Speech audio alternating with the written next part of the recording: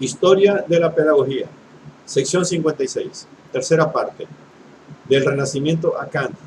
6. El naturalismo renacentista. 40. Bruno, el infinito y el hombre. 41. La personalidad de Campanella. 42. Campanella, la metafísica. Esta es una obra de los maestros Abagnano y Bisalberti. 40. Bruno, el infinito y el hombre. La naturaleza en su infinitud es el último término de la especulación bruniana. Según Bruno, el más alto grado del conocimiento humano es la íntima unión con la naturaleza en su sustancial unidad. Este es el significado del mito de Acteón expuesto en Dengli, Eruci, Furori.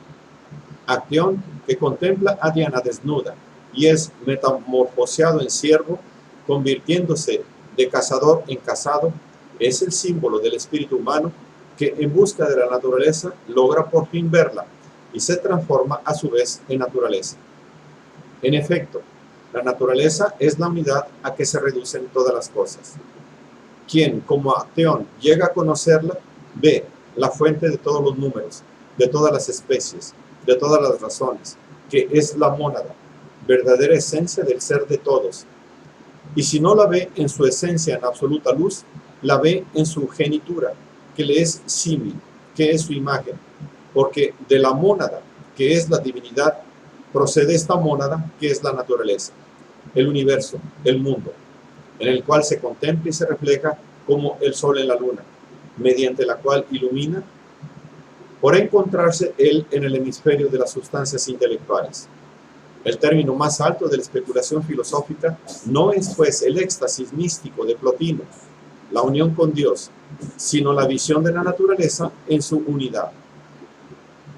Esta identificación del hombre con la naturaleza es el término último no solo del conocimiento, sino también de la acción. En Dios se identifican necesidad y libertad. En ningún caso puede querer nada que no sea lo óptimo y por consiguiente no conoce ni la indecisión ni la elección. Si la libertad humana fuera perfecta, sería como la de Dios. Coincidiría con la necesidad de la naturaleza. En Espacio de la Bestia Triunfante, Bruno se plantea la cuestión de en qué modo pueden influir las plegarias de Júpiter sobre los decretos del hado, que es inexorable. Responde que el hado mismo quiere que se le suplique que haga lo que ya ha decidido hacer. Por consiguiente, la verdadera libertad humana consiste en reconocer y aceptar el hado, o sea, la necesidad natural. El término ideal de la acción humana consiste en conformarse a la necesidad natural, así como el término ideal para el conocimiento humano consiste en identificarse con la naturaleza. Por esta posibilidad de identificación, el hombre es y se conserva verdadero, Dios de la naturaleza. Bruno estima y exalta en la condición humana todo aquello que empuja al hombre a adecuarse a la naturaleza y a Dios. En la Edad Dorada, cuando el hombre vivía en el ocio, no era más virtuoso que las bestias y era quizá más estúpido que éstas. La pobreza, la necesidad y las dificultades le aguzaron el ingenio, le hicieron inventar las industrias y descubrir las artes. Bruno no abriga prejuicio alguno contra las técnicas y las artes manuales, antes bien, las exalta. Los dioses dieron al hombre intelecto y manos, a fin de que, formando o pudiendo formar otras naturalezas, otros cursos, otros órdenes con el ingenio, fuese el Dios de la tierra. De modo que, mediante la acción de las manos, combinada con la contemplación por el intelecto, se obtienen nuevas y maravillosas invenciones. Así, los hombres, alejándose cada vez más del ser bestial bajo el acicate de las solícitas y urgentes ocupaciones, más altamente se aproxima al ser divino. Por consiguiente, ese heroico furor, que es el ímpetu racional por el cual el hombre aprende el bien o lo bello y se desinteresa de aquello que lo tenía sujeto, tiene un carácter práctico y al mismo tiempo contemplativo. Este heroico furor es la raíz del eterno descontento que hace pasar al hombre de un conocimiento al otro sin cesar, y es la vida misma del infinito, que no anula al hombre, sino que vive en él, y es el signo de su naturaleza divina. 41. La personalidad de Campanella. Las personalidades de Telesio y Bruno son muy diversas la una de la otra. El naturalismo de Telesio, fundado sobre la objetividad y autonomía de la naturaleza, pretende ser el principio de un estudio ordenado y metódico del mundo natural. El naturalismo de Bruno es en realidad una religión de la naturaleza, o más, de la infinitud de la naturaleza, y se sirve sin reparo de la metafísica y la magia en sus exaltaciones líricas. Diverso es también el naturalismo de Campanella, en realidad el fundamento de una teología política. Tommaso Campanella nació en Estilo, Calabria, el 5 de septiembre de 1568. Ingresó en la orden dominicana, pero no tardó en sufrir en varias partes de Italia procesos y condenas por herejía. De vuelta a Estilo, urdió una conjura contra el gobierno español con miras a realizar su ideal religioso político, una república teocrática de la que él mismo sería legislador y jefe. La conjura se descubrió en 1599 y Campanella, enviado a Nápoles, se fingió loco para escapar a la pena capital, sosteniendo la ficción incluso bajo las más ásperas torturas. Sufrió 27 años de reclusión, pero no interrumpió en ningún momento su actividad intelectual y sus obras principales las compuso en la cárcel.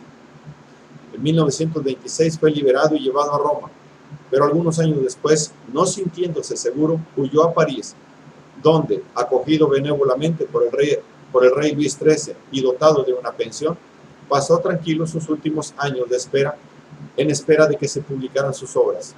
Murió en París el 21 de mayo de 1639. Las principales obras filosóficas de Campanella son Del senso de la cosa y de la magia, Filosofía reales, en la que figura la ciudad del sol, compuesta originalmente en italiano, Ateismus triunfantus, Metafísica, Teología, que quedó inédita. Sus obras políticas más notables son, además de la ciudad del sol, Monarquía de España y Monarquía del Mesías. En su juventud y en sus primeros años de cárcel, Campanella compuso además muchas poesías en las que reviste de forma artística sus convicciones filosófico-políticas. El pensamiento de Campanella arranca de la física y la magia para llegar a una metafísica teológica, que es la base de una renovación política y religiosa de la humanidad. Campanella acepta la física de Telesio, pero busca en ella integraciones mágicas y metafísicas totalmente extrañas al espíritu de su fundador. Insiste, sobre todo, en la universal animación de las cosas, que era el presupuesto de la magia, pero que interpreta también en términos agustinianos. Como Telesio, Campanella sostiene que todo el conocimiento es reductible a la sensibilidad. Solo es verdadera la sabiduría que se funda en los sentidos, los únicos que pueden verificar, corregir y refutar todo conocimiento incierto. Por ejemplo, los antípodas, negados por San Agustín y otros pensadores antiguos, resultaron reales, como lo demostró Cristóbal Colón, mediante la experiencia sensible. El sentido es cierto y no pide pruebas que él mismo es prueba, y cuando se aducen pruebas y causas, se toman de otra sensación cierta. El conocimiento racional no es, pues, más que conocimiento sensible, incierto, es decir, conjetura. 42. Campanella, la metafísica. Habiendo reducido todo conocimiento a sensibilidad, se plantea el problema de ver en qué modo el alma se reconoce, es decir, se siente a sí misma. Campanella empieza su metafísica repitiendo el proceso intelectual de San Agustín.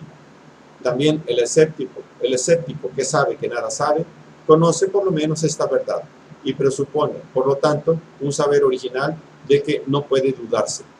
Este saber original es el conocimiento que el alma tiene de sí misma, notitia sub ipsus innata.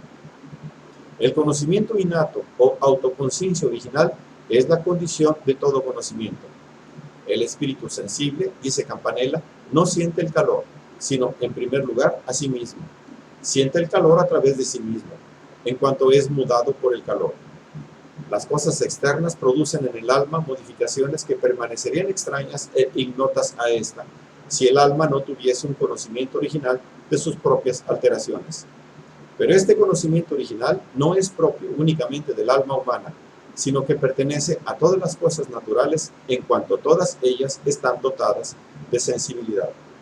Ahora bien, en el alma, ese conocimiento original, al igual que todos los seres de la naturaleza, está oscurecido por el conocimiento adquirido y lata, producido por las cosas externas.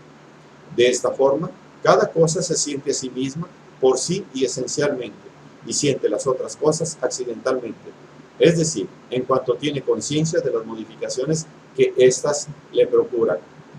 Solo en Dios, que no tiene en absoluto conocimientos adquiridos, conserva el conocimiento innato toda su potencia. La Metafísica de Campanella se publicó en París en 1638, pero había sido terminada en 1623, al cabo de una larga elaboración.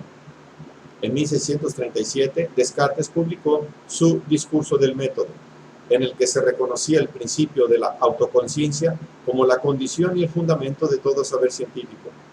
Pero a la teoría de la autoconciencia de Campanella le faltan los rasgos que dan vitalidad y alcance a la doctrina cartesiana. En primer lugar, la autoconciencia de Campanella no es pensamiento, sino sensibilidad, y en calidad de tal, no es propia solo del hombre, sino de todos los seres de la naturaleza. Por consiguiente, no hay en Campanella el problema de la realidad externa al pensamiento, que será, como veremos, característico de la doctrina cartesiana. Sin embargo, así como es el principio de Campanella, representa la última y más madura formulación del supuesto animista propio del naturalismo del Renacimiento. La autoconciencia revela, según Campanella, que también en esto sigue de cerca a San Agustín, los principios fundamentales de la realidad natural. Tenemos conciencia de saber, de poder y de amar, y debemos admitir que la esencia de todas las cosas está constituida precisamente por estas tres primalidades: el poder, potentia; el saber, sapientia; y el amor, amor. Toda cosa es en cuanto puede ser, y el poder ser es la condición del ser y de la acción de todas las cosas. Asimismo, toda cosa está dotada de conocimiento de sí misma y de conocimiento de las otras cosas, en cuanto está dotada de sensibilidad. Sobre esta sensibilidad se funda el consenso universal de las cosas, la armonía que sostiene al mundo. Por último, todos los seres aman su ser y desean conservarlo, de modo que el amor es la tercera primalidad del mundo. Pero potencia, sabiduría y amor son limitados en las cosas finitas, que no solo tienen ser, sino también no ser. Por consiguiente, hay tres primalidades del no ser: la impotencia, la incipiencia y el odio. Solo en Dios, que no es finito sino infinito, no están limitadas las primalidades del no ser, o por el no ser. Por eso, en él, la potencia no implica ninguna impotencia, la sabiduría ninguna incipiencia, y el amor ninguna desviación del bien. Dios crea y gobierna el mundo por medio de las tres primalidades. En efecto, de la potencia de Dios se deriva la necesidad por la cual ningún ser puede ser o actuar diversamente de como prescribe su naturaleza. De la sabiduría divina se deriva el hado, que es la cadena de las causas naturales. Del amor de Dios se deriva la armonía que dirige todas las cosas hacia el fin supremo. Estos son los tres grandes influjos a través de los cuales Dios crea y sostiene el mundo.